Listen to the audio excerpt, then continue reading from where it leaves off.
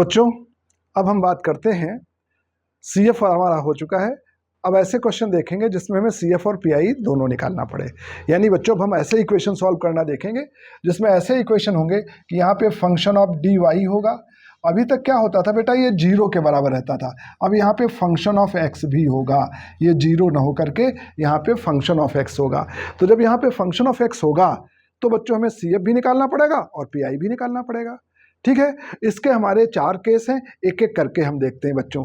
पहला केस इसमें हम देखने जा रहे हैं, पहला केस हम आपको समझाने जा रहे हैं कि जब हमारा ऐसा इक्वेशन हो जिसमें function of dy is equal to e⁻ax type का लिखा हो। यानी ये जो पहला केस है इसमें हम ऐसे प्रश्न आपको करवाने जा रहे हैं जिसमें जो फंक्शन ऑफ x हमारा ये इज इक्वल टू है, ये e⁻ax लिखा हो। तो ऐसे क्वेश्चन हम कैसे सॉल्व करते हैं, क्या तरीका होता है। अब 0 की जगह e⁻ax लिखा रहेगा। मतलब बच्चों ऐसा रहेगा कि हमारा डिफरेंशियल इक्वेशन इस तरीके का कुछ हमारा दिया रहेगा। तो इसका CF तो हम वैसे ही निकालेंगे, CF निकालने का बेटा वही तरीका है, बिल्कुल वैसे ही निकालना है, क्योंकि जो सोल्यूशन लिखेंगे उसमें CF प्लस PI दोनों करके लिखेंगे। PI कैसे निकालते हैं, पर्टिकुलर इंटीग्रल निकालने का तरीका मैं आपको समझा रहा हूँ। इसको इस तरीके से लिखते हैं कि ये जो फंक्शन ऑफ d है इसको इधर 1 अपॉन कर देते हैं, 1 अपॉन फंक्शन ऑफ d। ये फंक्शन ऑफ d इधर आएगा तो ये डिनोमिनेटर में आ जाएगा, और इनटू हम कर देते हैं ये जो फंक्शन ऑफ x है जिसकी जगह यहाँ e⁻ax है तो e⁻ax कर देते हैं। ये जो फंक्शन ऑफ d है ये यहाँ नीचे आ गया। अब इसको यहाँ ऊपर नहीं लिखते, लिखने का तरीका भी समझो। 1 अपॉन फंक्शन ऑफ d लिखेंगे, ये प्योर एक ऑपरेटर है, दिस इज एन ऑपरेटर। इसके आगे यहाँ पर ऊपर की तरफ e⁻ax लिखेंगे, बिल्कुल बराबर यहाँ लाके मत लिख देना, है ना, क्योंकि इससे इसको हम ऑपरेट करेंगे। ऐसे लिखते हैं, लिखने का तरीका ये होता है, ठीक है ना। और उसके बाद में बच्चों क्या होता है कि बड़ा आसान सा तरीका है इसका, यदि पर्टिकुलर इंटीग्रल निकालना है तो ये जो d है ना, d की जगह बस a रख देते हैं। जहां d लिखा है d की जगह a रख देते हैं। a हमारा क्या है, a हमारा x का कोफिशिएंट है, a हमारा x का कोफिशिएंट है। तो इसका पर्टिकुलर इंटीग्रल आएगा 1 अपॉन d की जगह a रख दिया और यहाँ पर e⁻ax, ये इसका पर्टिकुलर इंटीग्रल आ जाएगा। सिंपल सा बेटा इसका तरीका है, बहुत ही आसान होता है। बस d की जगह a रख दो, इसका पर्टिकुलर इंटीग्रल आ जाएगा। और जब PI आ जाए तो फिर सोल्यूशन आप कैसे लिखेंगे, फिर आप सोल्यूशन लिखेंगे, सोल्यूशन होगा y is equal to complementary function plus particular integral. फिर आप इस तरीके से सोल्यूशन लिख देंगे। तो बड़ा आसान सा तरीका बेटा। e⁻ax से लिखा है तो हम CF निकालेंगे और PI निकालेंगे। CF निकालने का वही पुराना तरीका, और पर्टिकुलर इंटीग्रल निकालेंगे तो बस d की जगह पर जो e⁻ax है तो जो x का कोफिशिएंट a है उसको रख देंगे, हमारा पर्टिकुलर इंटीग्रल इसका बच्चों आ जाएगा। बहुत सिंपल सा तरीका है। एक एग्जांपल लेते हैं, क्वेश्चन करते हैं तो और अच्छे से समझ में आ जाएगा। यहाँ पे यदि कोई कांस्टेंट टर्म मल्टीप्लाई है तो कांस्टेंट टर्म अपना एज सच मल्टीप्लाई रहेगा, उससे कोई फर्क नहीं पड़ेगा यदि कोई कांस्टेंट टर्म मल्टीप्लाई है। ठीक है, तो एक एग्जाम्पल लेते हैं तो ये चीज, ये कॉन्सेप्ट, ये फॉर्मूला और अच्छे से समझ में आ जाएगा। ठीक है, अब देखो बच्चों, जैसे ये प्रश्न हमारा दिया गया है, हमें इस प्रश्न को सॉल्व करना है। तो हमने देखा ये क्वेश्चन लिखा हुआ है, साथ में यहाँ 0 नहीं है। यदि यहाँ 0 होता तो केवल CF से काम चल जाता। अब बट यहाँ e⁻ax टाइप का एक फंक्शन लिखा है तो हमें इस प्रश्न का CF भी निकालना पड़ेगा और PI भी निकालना पड़ेगा। हम पूरा ही क्वेश्चन करके आपको बताते हैं कि एग्जाम में आपको कैसे कैसे सॉल्व करना है। तो देखो बच्चों, इसको आप ऐसे लिखेंगे, ये आपका हो जाएगा d² प्लस का 6d प्लस का 9y is equal to 5e⁻3x। इसको आप ऐसे लिख लेंगे कैपिटल D के फॉर्म में, d2y/dx² की जगह d², d/dx की जगह d आ जाएगा, 9 है सच, y हमारा कॉमन ऐसा हो गया। अब बच्चों इसका CF भी आएगा और PI भी आएगा, दोनों आएंगे क्योंकि यहाँ पे ऐसा लिखा हुआ है। तो CF हम वैसे ही निकालेंगे, CF निकालने का हमारा वही तरीका है, वैसे ही हम CF निकालेंगे। ठीक है ना। तो देखो इसका ऑक्सिलरी इक्वेशन लिखते हैं हम, इट्स ऑक्सिलरी इक्वेशन। तो इसका जब हम ऑक्सिलरी इक्वेशन लिखेंगे तो d की जगह m रखेंगे तो ये हो जाएगा m² प्लस का 6m प्लस का 9 इज इक्वल टू 0। यहाँ कुछ नहीं लिखेंगे। ऑक्सिलरी इक्वेशन लिखने का वही तरीका कि जहाँ हमारा डी आया है, डी की जगह हम एम लिखेंगे और बाकी ये वाई वाई कुछ नहीं लिख के सिर्फ आगे जीरो लिखेंगे। वही पुराना वाला तरीका रहेगा ऑक्सिलरी इक्वेशन लिखने का। अब इसके रूट्स निकालो। तो ये बच्चों देखो, ध्यानपूर्वक देखो, ये तो आपका m+3 का होल स्क्वायर है। m+3 का होल स्क्वायर बराबर 0। देखो m स्क्वायर, दोनों के मल्टीप्लिकेशन का दुगुना, 3 का 9, यानी इसको आप ऐसा लिख सकते हैं। तो यहाँ से m की वैल्यू निकालेंगे तो m = -3 आएगा, लेकिन स्क्वायर है तो ये रिपीट हो जाएगा, 2 बार हो जाएगा, स्क्वायर के कारण 2 बार हो जाएगा। तो इसका कॉम्प्लीमेंट्री फंक्शन लिखेंगे तो रिपीटेड वाला कॉन्सेप्ट आपका यूज होगा। तो c1 + xc2 e⁻³ -3x आएगा। जो कांस्टेंट है हमारा c1, उसकी जगह c1 + xc2 आएगा, e⁻³ आएगा। तो ये तो अपना पुराना काम हो गया। CF निकालना आपको आ गया। CF आपको हर क्वेश्चन में निकालना है। जब जीरो वाला होगा तो CF निकाल के ही काम चल जाएगा, लेकिन यहाँ पे x का टर्म है तो CF और PI दोनों निकालना पड़ेगा। आप CF तक सही सही निकाल देते हो, आधे नंबर मिल जाएंगे। स्टेप मार्किंग होती है। आपका CF पुराना अच्छे से पक्का है तो आधे नंबर आपको मिल जाएंगे। अब देखो बच्चों, अब इसका हम पर्टिकुलर इंटीग्रल निकालना आपको सिखा रहे हैं। इट्स पर्टिकुलर इंटीग्रल इज, ध्यान पूर्वक सीखो बच्चों।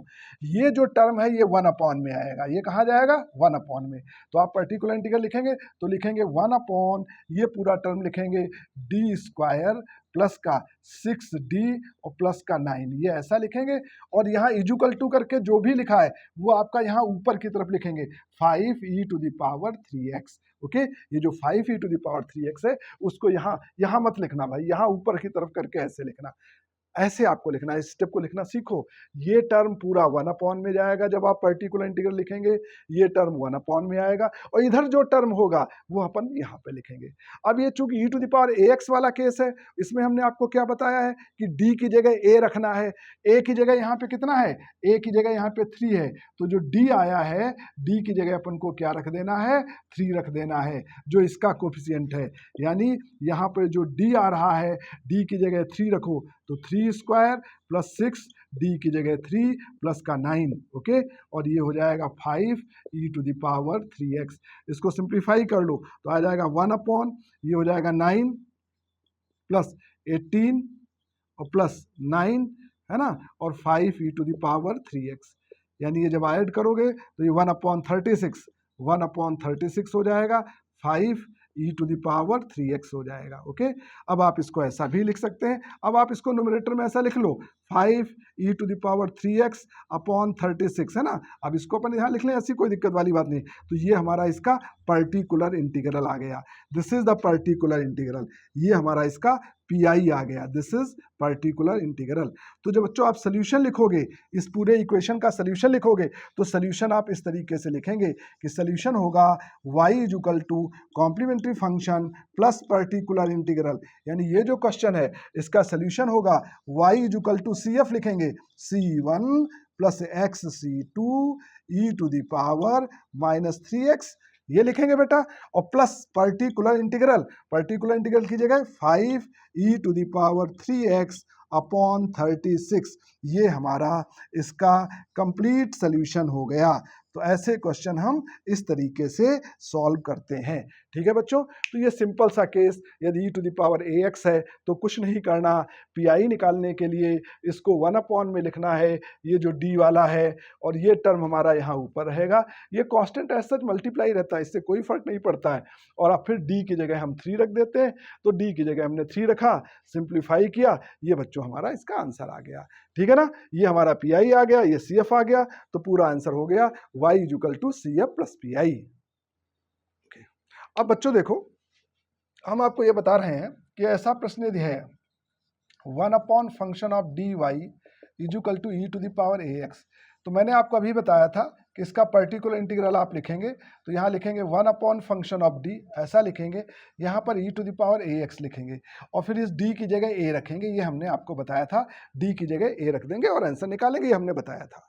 लेकिन बच्चों यदि ऐसा हो जाता है, यदि ऐसा कहीं कुछ हो जाता है कि आप d की जगह a रख रहे हैं, d की जगह a रखने पर आपका ये पूरा टर्म 0 आ जा रहा है, मतलब क्या हो रहा है, आपका d की जगह a रखने पर on putting d is equal to a, on putting d is equal to a, यदि अपन को ऐसा मिल रहा है, वी गेट ऐसा मिल रहा है, ये पूरा टर्म हमारा एफ डी है, एफ ए कर रहे हैं, तो ये पूरा जीरो आ रहा है, ये टर्म जीरो आ जाए, d की जगह a रखा, ये जीरो आ गया।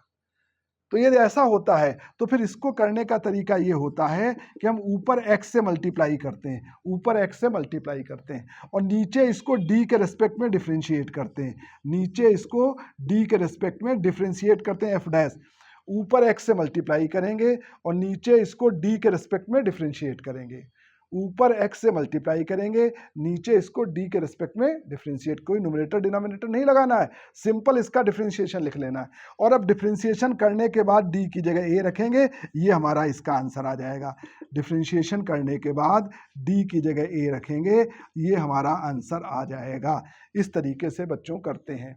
लेकिन मान लो ये भी जीरो आ गया, मान लो ये भी जीरो आ गया, मान लो सपोज कर लो ये आपने रखा और ये भी जीरो आ गया, तो अपन क्या करेंगे, तो फिर एक बार और x से मल्टीप्लाई करेंगे, x स्क्वायर, और एक बार इसको और डिफरेंशिएट करेंगे, दो बार डिफरेंशिएट करेंगे और e to the power ax लिखेंगे, ऐसा कर देंगे। और फिर इसके बाद में d की जगह a रख करके आंसर निकाल लेंगे, और फिर जीरो आ जाए तो x क्यूब कर लेंगे, तीन बार डिफरेंशिएट कर लेंगे। मतलब डिफरेंशिएशन का पीछा तब तक नहीं छोड़ेंगे जब तक नीचे जीरो आना बंद न हो जाए। ठीक है ना, सीधा सा कॉन्सेप्ट है। यदि d की जगह a रखने पर जीरो आ रहा है तो ऐसे प्रश्न में ऊपर x से मल्टीप्लाई करना है और नीचे हमको कैपिटल D के रेस्पेक्ट में डिफरेंशिएट कर लेना है, उसके बाद d की जगह a रखना है। हमने d की जगह a रखा, जीरो बना, तो हमने ऊपर x से मल्टीप्लाई किया, इसको डिफरेंशिएट कर दिया d के रेस्पेक्ट में, फिर d की जगह a रखा, आ गया तो आंसर ठीक है, और नहीं आया तो फिर हम ऊपर एक बार x से मल्टीप्लाई करेंगे, जीरो ये बन रहा है, और फिर इसको एक बार डिफरेंशिएट करेंगे, फिर d की जगह ये रखेंगे, तो ये नीचे जीरो आता है। तो इस तरीके से हम ये क्वेश्चन सॉल्व करेंगे। अब देखो बच्चों, हमारा ये प्रश्न दिया है, हमें इसको सॉल्व करना है। इसको हम ऐसे लिखेंगे बेटा, इसकी जगह ये d स्क्वायर हो जाएगा, ये 4, ये d प्लस का 3, यहाँ पे आपका y is equal to e to the power -3x हो जाएगा। ठीक है, अब बेटा CF तो आपको निकालना है, हम हर क्वेश्चन में अब आपको CF निकाल के नहीं बता रहे हैं, बट अंडरस्टूड है CF सबको निकालना है। हम केवल PI निकाल के आपको बता रहे हैं, लेकिन इसका मतलब ये नहीं है कि एग्जाम में आप PI निकालेंगे, आपको एग्जाम में CF भी निकालना है और PI भी निकालना है, राइट। चूंकि CF निकालना अपन अच्छी खासी प्रैक्टिस हो चुकी है, इसलिए हम अभी CF नहीं निकालेंगे, हम आपको PI सिखा रहे हैं। तो जब आप इसका पर्टिकुलर इंटीग्रल लिखेंगे तो आप इसको इस तरीके से लिखेंगे, it's particular integral is 1 upon, यहाँ पे हो जाएगा d स्क्वायर प्लस का 4d प्लस का 3, और यहाँ पे आपका हो जाएगा e to the power minus का 3x, ऐसा हो जाएगा। ठीक है ना, ओके। अब आप यहाँ पे -3 है तो d की जगह आप क्या रखेंगे, -3, d की जगह आप क्या रखेंगे, -3 रखेंगे। और इसमें यदि हम d की जगह -3 रखते हैं तो देखो ध्यानपूर्वक, d की जगह -3 रखोगे तो ये 9 हो जाएगा, d की जगह -3 रखोगे तो ये माइनस का 12 होगा और प्लस का 3 होगा। ये क्या आ रहा है, ये तो जीरो आ रहा है। यहाँ पर d की जगह -3 रखने पर हम देख रहे हैं कि ये हमारा जीरो के बराबर आ रहा है, तो वो मेथड फेल हो जाएगा। हमने देखा यहाँ पर d की जगह -3 रखने पे जीरो मिल रहा है, तो हम फिर इसको d की जगह -3 नहीं रखेंगे। तो अपन इसको कैसे सॉल्व करेंगे, हम ये नहीं रखेंगे। अब हम क्या करेंगे, ऊपर x से मल्टीप्लाई करेंगे, ये जो कुछ भी दिया गया है इसको ऊपर x से मल्टीप्लाई करेंगे और नीचे इसको d के रेस्पेक्ट में डिफरेंशिएट करेंगे। तो d स्क्वायर का डिफरेंशिएशन 2d होगा, d स्क्वायर का 2d, 4d का करोगे 4 आएगा, ओके, और 3 का तो 0 हो जाएगा, e to the power -3x लिखेंगे, इसका डिफरेंशिएशन करेंगे। ये बच्चों इसका डिफरेंशिएशन आ गया, ठीक है ना। और अब डिफरेंशिएशन के बाद d की जगह -3 रखेंगे, यानी ये x हो जाएगा। अब ये 2, d की जगह अपन ने -3 रखा, प्लस का 4 e to the power -3x, यानी ये बराबर हो जाएगा x अपॉन, d की जगह -3 रख रहे हैं तो ये माइनस का 6 और प्लस का 4 है ना, d की जगह -3 रखा, e to the power -3x, यानी ये बराबर हो गया x upon -2 e to the power -3x। तो ये इसका पर्टिकुलर इंटीग्रल आ गया। This is the particular integral. ये इसका पीआई इस तरीके से निकलेगा, ठीक है ना। तो जब जीरो आता है तो जीरो के केस में ऐसे करते हैं, और मान लो बच्चों फिर जीरो आता तो फिर डिफ्रेंशिएट करते, फिर जीरो आता तो फिर डिफ्रेंशिएट करते, जितनी बार जीरो आए डिफ्रेंशिएट करते चले जाओ, और ऊपर एक्स से मल्टीप्लाई करते चले जाओ, ठीक है ना। अब इस प्रश्न को देखो बच्चों, d-1 का होल स्क्वायर d-1 का whole cube y e⁻³ 3x, हम इसको करते हैं, ठीक है ना। हम CF निकालेंगे, PI निकालेंगे। देखो CF हम इसका निकाल के आपको बता देते हैं कि होल स्क्वायर होल क्यूब है इसलिए बता देते हैं, अदरवाइज आपको CF PI दोनों निकालना, मैं आपको केवल PI बताऊंगा क्योंकि CF अपन बता चुके हैं, लेकिन इसका हम पूरा ही बता देते हैं। तो देखो बच्चों इसको सॉल्व करने का तरीका, हम इसका ऑक्सिलरी इक्वेशन लिखेंगे। इट्स ऑक्सिलरी इक्वेशन इज, यहाँ पर d की जगह m रखेंगे, m-1 का होल स्क्वायर, और यहाँ पर m-3 का होल क्यूब इजुकल टू 0। यहाँ पे ऐसा लिख, कुछ जीरो है ना, ये कुछ नहीं लिखते हैं ना, d की जगह m लिखते हैं। अब यहाँ से जब आप m-1 का होल स्क्वायर बराबर 0 करोगे, एक फैक्टर ये मिलेगा, यहाँ से m-3 का होल क्यूब बराबर 0 करोगे, एक फैक्टर ये मिलेगा, एक यहाँ से एक यहाँ से। यहाँ m इजुकल टू 1 आएगा, लेकिन चूंकि होल स्क्वायर है तो 2 बार रिपीट हो जाएगा, है ना, होल स्क्वायर। यहाँ से m इजुकल टू 3 आएगा, लेकिन होल क्यूब है तो ये 3 बार रिपीट हो जाएगा, होल क्यूब है तो ये 3 बार रिपीट हो जाएगा। अब जब इसका कॉम्प्लीमेंट्री फंक्शन आप लिखोगे तो इसका कॉम्प्लीमेंट्री फंक्शन आप इस तरीके से लिखेंगे, 2 बार रिपीट है तो c1 plus x c2 e⁻x हो जाएगा। इसकी जगह पर 2 बार रिपीट है तो कांस्टेंट जो c आता था उसकी जगह पर c1 प्लस एक्स c2 आएगा। 2 बार रिपीट है ना, तो जो कांस्टेंट c आता था उसकी जगह c1 प्लस एक्स c2 आएगा, 1 है e⁻x प्लस। अब यहाँ 3 बार रिपीट है, c2 तक लिख चुके हैं तो यहाँ लिखेंगे c3 एक्स c4 और एक्स स्क्वायर c5, ऐसा लिखेंगे। देखो ध्यान पूर्वक, ये रूट 3 बार रिपीट है, 3 बार रूट रिपीट है, तो 3 बार रिपीट है तो c3 एक्स c4, और 3 बार रिपीट है इसलिए एक्स स्क्वायर c5 और e⁻3x, आप इसको ऐसा लिखेंगे, ठीक है ना। आप ध्यानपूर्वक समझ लें, 2 बार रिपीट है तो ये हमारा ऐसा हो गया, ये 3 बार रिपीट है तो यहाँ पे कांस्टेंट हमने ऐसा लिखा, ठीक है ना। तो ये इसका CF आ गया। अब बच्चों इसका हम PI निकाल के बताते हैं, पर्टिकुलर इंटीग्रल इसका क्या होगा। तो जब आप इसका PI निकालोगे तो आप इसको ऐसा लिखोगे, इट्स पर्टिकुलर इंटीग्रल इज, ये 1/, में आएगा, 1/, में यहाँ पे d-1 का होल स्क्वायर, और यहाँ पर d-3 का होल क्यूब और e⁻3x, ऐसे लिखेंगे, ये नीचे आ जाएगा। अब यहाँ d की जगह 3 रखोगे तो ये 0 हो जाएगा, देखने से ही लग रहा है। तो ऊपर x से मल्टीप्लाई करो और नीचे डिफरेंशिएट करो, तो नीचे जब डिफरेंशिएट करेंगे तो इस टर्म से 0 नहीं हो रहा, 0 इसी टर्म से हो रहा है, तो ये तो ऐसे ही लिखा रहने दो, केवल इसका डिफरेंशिएशन कर लो, तो ये हो जाएगा 3, यहाँ पर d-3 का होल स्क्वायर हो जाएगा, d-3 का ये होल स्क्वायर हो जाएगा इसका डिफरेंशिएशन, और e⁻3x। अभी भी d की जगह 3 रखेंगे तो अभी भी 0 हो जाएगा, तो एक बार और ऊपर x से मल्टीप्लाई करो तो ऊपर एक्स स्क्वायर हो जाएगा, इस टर्म को ऐसे ही लिखा रहने दो, इसको एक बार और डिफरेंशिएट करो तो ये 6 आ जाएगा, यहाँ d-3 आ जाएगा, इसका डिफरेंशिएशन करेंगे 2d-3 whole to the power 1, तो 3 × 2 6 e⁻3x आएगा। अभी भी d की जगह 3 रख रहे हो तो अभी भी 0 बन रहा है, तो ऊपर और एक बार x से मल्टीप्लाई करो, x³ आएगा, यहाँ पे d-1 आएगा, यहाँ पे 6 आएगा, अब इसका डिफरेंशिएशन 1 हो जाएगा, ये 0 हो जाएगा, e⁻3x आएगा। अब इसका डिफरेंशिएशन ये बचेगा, और अब आप d की जगह 3 रखो, तो अब यदि आप d की जगह 3 रखते हो तो ये बराबर हमारा हो जाएगा x³। अब आप d की जगह 3 रखें तो यहाँ 3 - 1 इंटू आपका 6 और e⁻3x, अब ये सॉल्व करो, ये 2 हो जाएगा, तो ये आ जाएगा x³ / 12 e⁻3x, है ना। ये हमारा इसका पर्टिकुलर इंटीग्रल आएगा। 3 बार 0 आ रहा है तो 0 आ रहा है तो डिफरेंशिएट करते जा रहे हैं, ऊपर x से मल्टीप्लाई करते जा रहे हैं, और पूरा आंसर कैसे लिखेंगे, पूरा आंसर होगा y = CF + PI, तो इसका पूरा आंसर होगा y = complementary function c1 x c2 e⁻x plus का ये आपका c3 + x c4 + x² c5 और इसके साथ में e⁻3x और ये particular integral x³ e⁻3x upon 12, ये पर्टिकुलर इंटीग्रल, ये हमारा पूरा सोल्यूशन इसका हो जाएगा।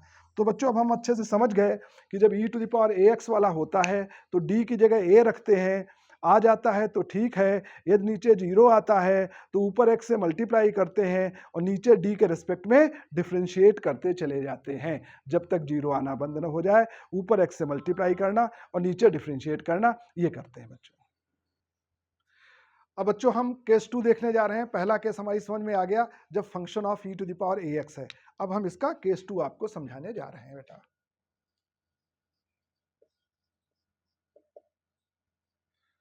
If function of x is sin ax या cos ax, ऐसा हो, sin ax हो या फिर cos ax हो, sin ax या cos ax, तो ऐसे क्वेश्चन हम कैसे करते हैं?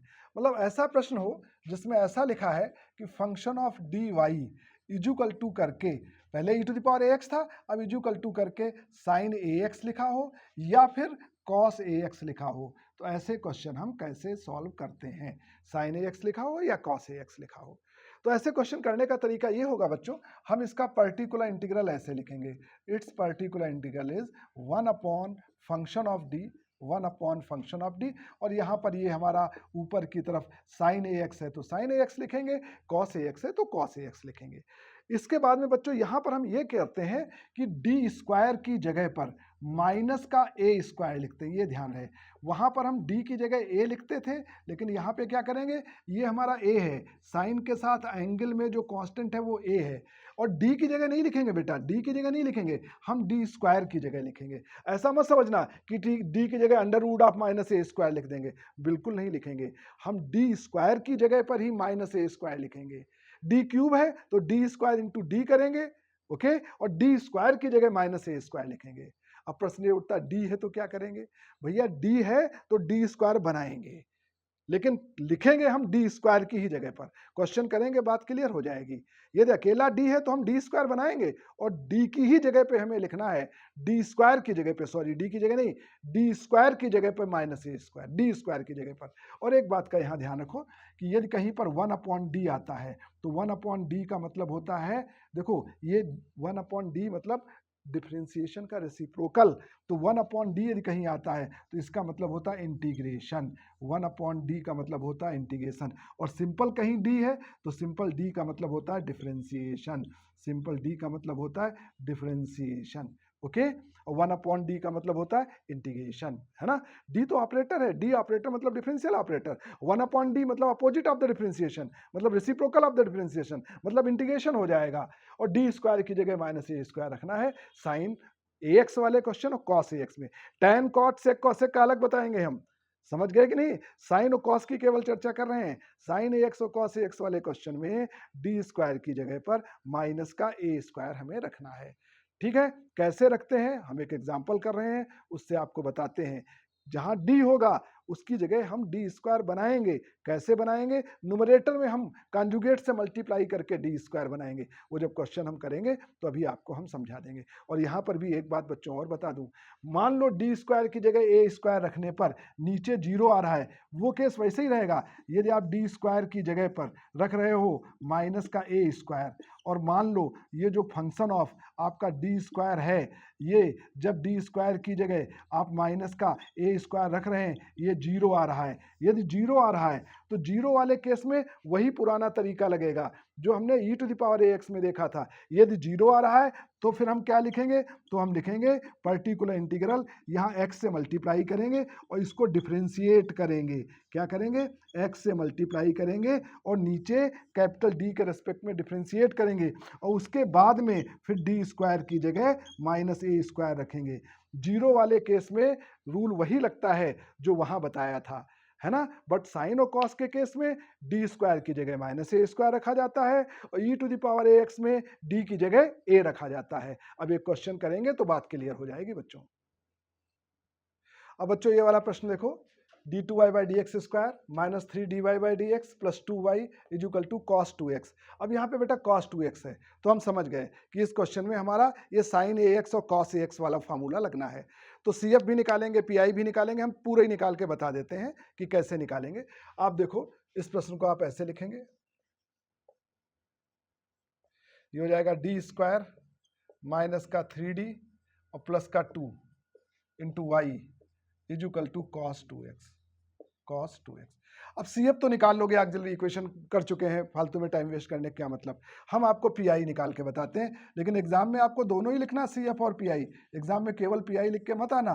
1 अपन लिखेंगे, ये डी स्क्वायर माइनस का 3d और प्लस का 2 है ना, ये 1 में लिखा, और यहाँ पे यहाँ क्या लिखेंगे कॉस 2x। अब यहाँ पे a की जगह 2 है ना, a की जगह क्या है 2, तो जो डी स्क्वायर है, डी स्क्वायर की जगह पे माइनस का 4 रखेंगे। क्या रखते थे हम डी स्क्वायर की जगह पर माइनस का a स्क्वायर रखते थे। और इस प्रश्न में यहाँ पर देखो ध्यानपूर्वक, a बराबर कितना है, इस प्रश्न में a बराबर 2 है। देखो a की जगह 2 लिखा है, तो डी स्क्वायर की जगह माइनस a स्क्वायर रखेंगे, तो माइनस लिखेंगे, और a स्क्वायर तो 2 का स्क्वायर 4, तो डी स्क्वायर की जगह माइनस 4 रखेंगे। डी स्क्वायर की जगह माइनस लिखते हैं और a का स्क्वायर करते हैं, समझ गए कि नहीं। ऐसा नहीं कि माइनस a फिर स्क्वायर किया प्लस कर दिया, डी स्क्वायर बराबर माइनस लिखेंगे और फिर जो a है उसका स्क्वायर लिखेंगे। तो इसको देखो हम कैसे लिखेंगे, 1 अब डी स्क्वायर की जगह -4 करो, तो डी स्क्वायर की जगह -4, डी की जगह जैसा कि मैंने कहा था कुछ नहीं करेंगे, डी की जगह नहीं लिखेंगे, यहाँ पे cos 2x, ये चीज समझो आप, है ना। डी को एज सच लिखेंगे, डी स्क्वायर की जगह -a स्क्वायर, ठीक है। अब इसको थोड़ा सॉल्व कर लेते हैं, तो 1 ये हो जाएगा माइनस का 3d और माइनस का ये 2 बचेगा, ओके, और यहाँ पे cos 2x। अब बच्चों देखो, अब तो यहाँ पे d बचा, डी स्क्वायर है ही नहीं, लेकिन हमें रखना डी स्क्वायर की जगह है, तो बच्चों हम डी स्क्वायर की व्यवस्था करेंगे। जब ऐसा केस आ जाए तो हमें डी स्क्वायर बनाना पड़ता है। कैसे बनाएंगे, बनाने का तरीका देखो बेटा, यहाँ से माइनस बाहर ले लो कॉमन, यहाँ से माइनस ले लो बाहर कॉमन, ये यहाँ से माइनस कॉमन ले लो, तो ये हो जाएगा 3d + 2, ओके, और ये cos 2x। अब बच्चों एक काम करो, ये जो कुछ भी है इसका बीच का साइन चेंज करके ऊपर नीचे मल्टीप्लाई करो। 3d + 2 है तो ऊपर मल्टीप्लाई करो 3d - 2 से, और नीचे भी मल्टीप्लाई कर दो 3d - 2 से, ऊपर नीचे मल्टीप्लाई कर दो।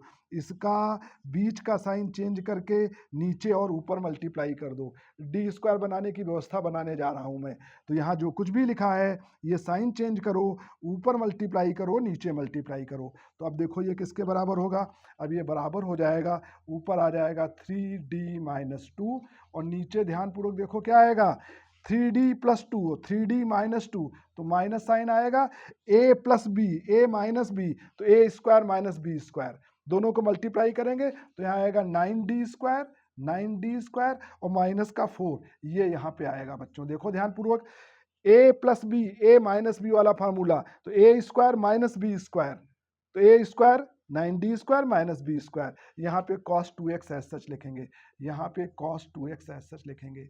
अब देखो d स्क्वायर बन गया, अब फिर d स्क्वायर की जगह पर -a स्क्वायर रखो, ये हमारा एज सच है, ओके, यहाँ माइनस साइन एज सच है, 9 एज सच है, और d स्क्वायर की जगह -a स्क्वायर, यानी d स्क्वायर की जगह -4 रखो, ये d स्क्वायर जो है ना इसकी जगह -4 रखो, ओके, इस d स्क्वायर की जगह -4 रखा, ये cos 2x हो गया, ओके। अब ये आप सॉल्व कर लोगे तो ये हो जाएगा 9 चौक 36, 36 4 40, माइनस का 40 और माइनस माइनस प्लस, यानी हो जाएगा 1/40। ये क्या बचेगा 1/40, है ना, ये 1/40, ये -36 -40 और माइनस माइनस प्लस हो जाएगा, और यहाँ पे 1/40 और ऊपर हमारा बचा 3d - 2, ये बचा, और यहाँ पे cos 2x, ओके। अब बच्चों नीचे से डी स्क्वायर का टर्म हमारा हट चुका है। अब आप देखो, अब आप इसको ऐसा लिखेंगे 1/40 एज सच रहेगा। अब ध्यानपूर्वक देखो बेटा, अब 3d के साथ इसको ऑपरेट कर रहे हैं, इसका मल्टीप्लिकेशन कर रहे हैं, ये 3 एज सच रहेगा, और d आप इसका, d का मतलब इसका डिफरेंशिएशन, जब d के साथ इसको ऑपरेट करेंगे तो d का मतलब इसका डिफरेंशिएशन, यानी cos 2x का डिफरेंशिएशन लिखेंगे, तो cos 2x का डिफरेंशिएशन होगा माइनस का sin 2x × 2, ये cos 2x का डिफरेंशिएशन होगा। ओके, डी मतलब इसका डिफरेंशिएशन, तो इससे मल्टीप्लाई किया ये आ गया माइनस साइन, अब 2 से मल्टीप्लाई करेंगे तो 2 cos 2x हो जाएगा। 2 से मल्टीप्लाई करेंगे, एक बार इसको और अच्छे समझ लो, 1/40 एज सच, ये 3 एज सच, जब इसका d से मल्टीप्लाई होगा तो इसका डिफरेंशिएशन होगा, डिफरेंशिएशन का मतलब माइनस cos 2x इंटू 2, फिर -2 से मल्टीप्लाई होगा तो यही हो जाएगा। तो इस बात का ध्यान रखेंगे, d का मतलब डिफरेंशिएशन, 1/d होता है उसका मतलब इंटीग्रेशन। अब बस इसको सॉल्व कर दो, ये तुम्हारा पर्टिकुलर इंटीग्रल आ गया 1/40, यहाँ पे आपका हो जाएगा माइनस साइन, यहाँ पे 6 हो जाएगा साइन 2x माइनस का 2 cos 2x, ओके। और यहाँ पर ये आपका फाइनल हमारा पर्टिकुलर इंटीग्रल इसका आ गया बच्चों। तो इस तरीके से हम करते हैं साइन ax वाले क्वेश्चन और cos ax वाले क्वेश्चन, ठीक है बच्चों। अब हम एक और क्वेश्चन देख रहे हैं, d2y/dx² माइनस का 4y cos स्क्वायर x, ये वाला क्वेश्चन देख रहे हैं बेटा। अब यहाँ पे बेटा cos स्क्वायर x है तुम्हारा, हमने तो cos 2x है तो बताया है, अब cos स्क्वायर x है तो क्या करेंगे। तो ऐसे प्रश्नों में बच्चों ध्यान रखो, cos स्क्वायर x की जगह पर ऐसे प्रश्न यदि हमें करना है तो इसकी जगह 1/2 1 प्लस cos 2x लिखेंगे, 1 प्लस cos 2x, ये ध्यान रखना। ऐसे क्वेश्चन यदि हमें करने हैं तो cos स्क्वायर x की जगह पर ये ट्रिग्नोमेट्री का फॉर्मूला याद रखना बेटा, ठीक है ना। ट्रिग्नोमेट्री का फॉर्मूला याद रखना कि cos 2x बराबर होता है 1/2 1 प्लस cos 2x, तब हम इसको सॉल्व करेंगे। अब देखो बच्चों हम कैसे कर रहे हैं, हम इस क्वेश्चन को ऐसे लिख रहे हैं, हम इसको लिखेंगे, ये हो जाएगा d² माइनस का 4y equal to cos square x, okay, ऐसा हो जाएगा, ठीक है बच्चों। अब हम इसका कॉम्प्लीमेंट्री फंक्शन तो आप निकालोगे, पर्टिकुलर इंटीग्रल लिखेंगे d² माइनस 4 और यहाँ पे cos स्क्वायर x लिखेंगे। अब ये बराबर हो जाएगा 1/d² माइनस 4 और cos स्क्वायर x की जगह 1/2 1 माइनस cos 2x लिखेंगे, cos square x 1 plus cos square x की जगह 1/2 1 प्लस cos 2x लिखेंगे। अब ये कांस्टेंट टर्म है, ये 1/2, इसको आप चाहो तो यहाँ टोटल एकदम बाहर ले आओ, ये 1/2 कांस्टेंट टर्म इसको बाहर निकाल लो और इसको आप ऐसा लिख लो 1/d² माइनस 4, एक बार इस 1 के साथ में लिख लो और प्लस करके 1/ दोनों के लिए अलग अलग करना पड़ेगा, d² माइनस 4 और एक बार cos 2x के लिए लिख लो, इसको इस तरीके से ले लिख लो, एक बार इसके लिए एक बार इसके लिए, है ना। ये 1/2 कांस्टेंट ये बाहर आ गया, अब यहाँ 2 टर्म बचे, एक बार इसका इसके साथ में हो गया प्लस करके एक बार इसका इसके साथ में हो गया। और जब आप इसको 1/2 ऐसे सच लिख लो और जब आप इसके लिए करेंगे तो यहाँ 1 लिखा है तो 1 को आप ऐसा लिख लो, 1 के लिए तो अपन ने सीखा नहीं है, 1 को लिखो e⁻0x, 1 को क्या लिखो e⁻0x, ये 1 ही हो जाएगा। 1 को क्या लिख लो, जब भी कोई कांस्टेंट रहे तो e⁻0x टाइप का बना के लिख लो। यहाँ 2 होता तो 2 मल्टीप्लाई में होता, वो बाहर आ जाता और 1 की जगह e⁻0x, और यहाँ पे जब आप करोगे तो d² की जगह -a², a बराबर 4 है, -a² -4 होगा तो -4 cos 2x हो जाएगा, ओके। और ये e⁻x वाला फार्मूला लगाओगे, यहाँ पे क्या करोगे e⁻x वाला फार्मूला। अब यहाँ a की जगह 0 है तो d की जगह a रखेंगे, तो d की जगह क्या रखेंगे 0, तो ये बचेगा 1/-4 और e⁻0x बचेगा, इसकी जगह वापस 1 लिख दो, है ना, e⁻0x की जगह वापस 1 लिख लो, ये माइनस का 1/8 बचेगा और cos 2x बचेगा। ये बच्चों इसका पर्टिकुलर इंटीग्रल आ गया, this is the particular integral. तो ये क्वेश्चन हम इस तरीके से सॉल्व करेंगे, ये तरीका होगा इस क्वेश्चन को करने का। अब बच्चों ये वाला प्रश्न हम देखेंगे, इसमें दोनों है, एक्चुअली मैं ये प्रश्न इसलिए करवा रहा हूं कि इसमें दोनों ही मिक्स है, इसलिए ये क्वेश्चन करवा रहा हूं। देखो बेटा, इसको हम इस तरीके से लिखेंगे,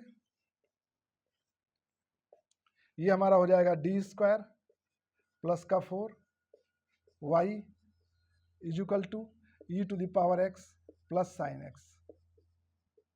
अब इसका पर्टिकुलर इंटीग्रल लिखेंगे, it's pi equal to 1/, CF तो आपको निकालना ही निकालना है, मैं CF नहीं निकाल रहा हूं, आपको CF निकालना है और CF प्लस pi पूरा आंसर होगा हमारा, है ना, दोनों टर्म। अब दोनों के लिए बेटा अलग अलग लिख लो इसको, है ना, मैं इसलिए ये क्वेश्चन करवा रहा हूँ। यहाँ पे d² प्लस 4 ये ई टू द पावर एक्स के लिए निकालेंगे, प्लस यहाँ पे 1/d² + 4, और ये हम साइन एक्स के लिए निकालेंगे, दोनों के लिए हम करें। साइन 2x है बेटा, भूल गया 2 लिखना यहाँ, साइन 2x है बेटा, ये साइन 2x है, साइन 2x है ना, दोनों के लिए निकालेंगे, है ना, इसके लिए और इसके लिए। देखो बच्चों, हमारा ये था, इसको ऐसा लिखा, फिर हमने 1 करके लिखा, फिर एक बार इसके साथ तो एक बार इसके साथ। अब जब ये वाला करोगे ना तो d की जगह a रखोगे, तो यहाँ a 1 है तो d की जगह 1 रखोगे, तो 1 का स्क्वायर + 4 हो जाएगा, है ना। जब e to the power ax का करते हैं तो d की जगह a रखते हैं, राइट। और जब साइन ax cos ax का करते हैं तो d² की जगह -a²। अब यहाँ बेटा रखो -a², तो माइनस का 4 रखोगे तो ये तो 0 हो जाएगा। और जब 0 हो गया तो उसके लिए मैंने क्या बताया था बेटा, जब ये 0 बन जाए तो ऊपर x से मल्टीप्लाई करना है, ऊपर x से मल्टीप्लाई करना है, इसको d के रिस्पेक्ट में डिफ्रेंशिएट करना है, तो d² का डिफ्रेंशिएशन 2d हो जाएगा। इस तरीके से लिखना बेटा, है ठीक है ना। d² की जगह -4 रखने पे 0 हो गया। अब ये 0 वाला केस आ गया तो ऊपर x से मल्टीप्लाई कर दिया और नीचे हमने इसको d के रेस्पेक्ट में डिफ्रेंशिएट कर दिया। ओके, अब ये बराबर हो गया हमारा e to the power x, यहाँ लिखना भूल गए, e to the power x रहेगा। ये हो गया 1/5 e to the power x, e to the power x, plus ये बेटा x/2 as such, x/2, 1/d का मतलब है इंटीग्रेशन, ये 1/d बचा, 1/d का मतलब क्या होगा, इंटीग्रेशन, जैसा कि मैंने बताया था 1/d, ये देखो केवल 1/d बचा, तो ये जो आपका 1/d है इसका मतलब हो जाएगा इंटीग्रेशन, d का मतलब होता है डिफ्रेंशिएशन, 1/d का मतलब होता है इंटीग्रेशन, यानी ये हो जाएगा 1/5 e to the power x plus का x/2, साइन 2x का इंटीग्रेशन करेंगे तो माइनस का cos 2x/2 आएगा। ये बच्चों हमारा इसका पर्टिकुलर इंटीग्रल हो जाएगा, ठीक है ना। तो जब मिक्स क्वेश्चन है, बस कॉन्सेप्ट आपको ध्यान रखना है, जहां पर जो कॉन्सेप्ट अप्लाई हो वो कॉन्सेप्ट अप्लाई करके आंसर निकाल लेना।